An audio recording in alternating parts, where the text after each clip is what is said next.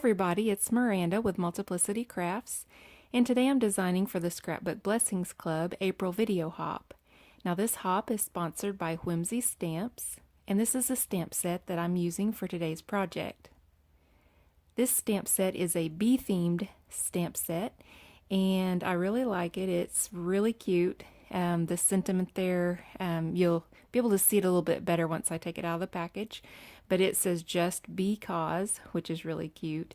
And I like it because it has the bees that are facing different directions. It's also got a couple little flowers and some extra little stamps there. And I'm going to go ahead and begin with my background of my card. And I'm using a pigment ink from Colorbox. And I'm just laying out a little bit of wax paper so I won't get ink on my desk. And so anyway, here I find that to use my blending tool with a pigment ink seems to work better. It just seems to give me more time to work with the ink because pigment ink is a slower drying ink. And so if you make a little bit of a mistake, you have more time to work with it and to correct your mistake. So that's what I'm doing here, is just blending in a little bit of blue. I'm not doing it perfectly. I'm just doing it where it looks like a sky and leaving a little bit of white space showing. And here I'm going to go ahead and get my stamp ready, and I'm going to be using the little bee in the bottom left corner. And I thought this one was really cute for this card.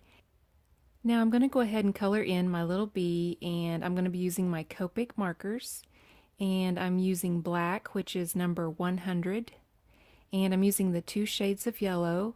The first one is Y15, and then the other one I'm going to be using is Y06. And here I'm just coloring in my bee, and I'm doing him just every other stripe I'm doing black, and then the ones in between I'll do yellow. And I'm using Y15 to color in his stripes on his body, and I'll also use that around the outer part of his face, and then I'll use the lighter color on the inside of his face for a little bit of highlight. And here I'm just using my scissors, and I'm cutting out the bee. And I'm not worrying about cutting out his little antenna right now because I'm just going to stamp those onto the card directly, as you'll see in a little bit. Now, after I have him cut out, I'm going to set him aside and go ahead and work on my grass on my card. I'm beginning with YG06, and that is the shade of green I'm using first. And that is my lighter shade of green.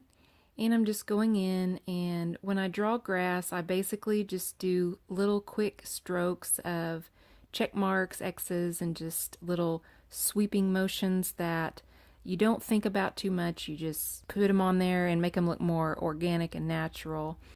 And then this darker shade I'm using is YG63. Again, I'm just doing this without much thought, and you can't really mess it up too bad. Usually you can correct it because you can go back over it with your marker. So I'm just doing some quick little swiping motions with my marker to make the little taller blades of grass. And as you'll see here, as I'm finishing up, I'll go ahead and block in a little bit of color. You don't want to kill all your light areas, as my favorite artist Bob Ross would say. You don't want to kill all of those light spots that give you your highlights, but it is okay to fill in some of the gaps where you have some white paper showing through. So now that I'm finished coloring this, I will go ahead and add my little bee stamp. And as I said earlier, I'm just going to stamp his antenna directly on. Now, this bee that I have placed down there, I'm using as a mask and just stamping directly on top. And you'll see here, as I press down and stamp, it just prints off his antenna because the mask was hiding the rest of the stamp. Now I'm going to go ahead and take my bee that I colored earlier and go ahead and glue him into place. And here I'm going to go ahead and stamp the little trail, his little flight trail, or whatever it's called, flight pattern, flight trail. What is that called? Dotted lines. There we go. So we're going to stamp the dotted lines, and that will kind of give him a little bit illusion of movement. It just adds a little interest to your card. And then the sentiment, the just because, which is super cute, and it actually prints quite well. Now I'm going to use my Xyron sticker maker, and I am making some more masks for my card. So these are just little stamps that I've stamped off and cut out, and then I'm running them through the sticker maker, and this will make the back of them sticky.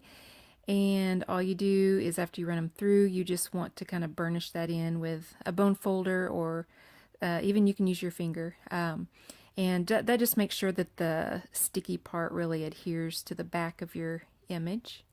And then you peel the cellophane part off, and it leaves you with some little custom stickers. And I will have this, as well as all the supplies I use, linked in my blog post, so check out the link below. And as you'll see here, I'm just kind of trying to get these to where they're not super sticky. So I'm rubbing the stickers on the back of my hand to remove some of that sticky adhesive, so that way when I use them as masks, they won't rip my paper. So basically when you do a mask, you just want to stamp your image that you want in the foreground first. So I want this daisy flower in the foreground, so I'm going to go ahead and stamp it first. And then I'm going to go ahead and add my mask on top of that, and you see that's the exact same stamp. I'm just lining that up perfectly.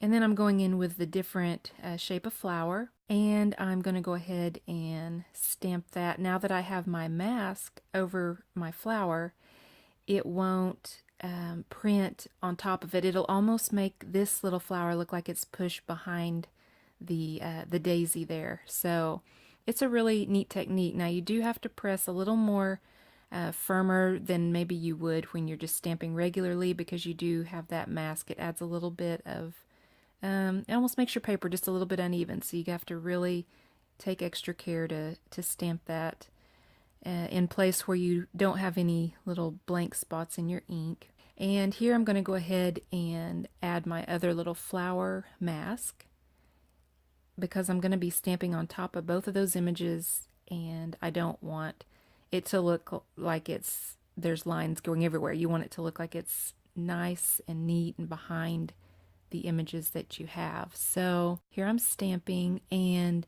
you'll see after I stamp that I'm pulling my masks off and everything looks nice and neat. Now I'm going to go ahead and color these flowers in. This isn't the exact flowers I used. I just kind of did this really quick to show you an example of how to do the masking. But on the flowers that I ended up using, I colored them in YR15, and these are all Copics.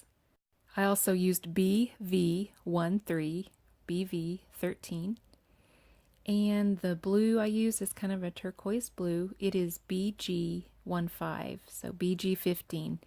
And these these colors I think really look good together. And so here is the finished card, and I think it turned out really cute, and I like the little flowers and just the whimsical feel to it. You know, it's whimsy stamps, and I really do see the whimsical fun side of these stamps. It just makes a really happy, fun card to give for different occasions. And here's another look. So I hope you enjoyed this tutorial, and remember to look in the description box for all of the details on the hop. Thank you for watching.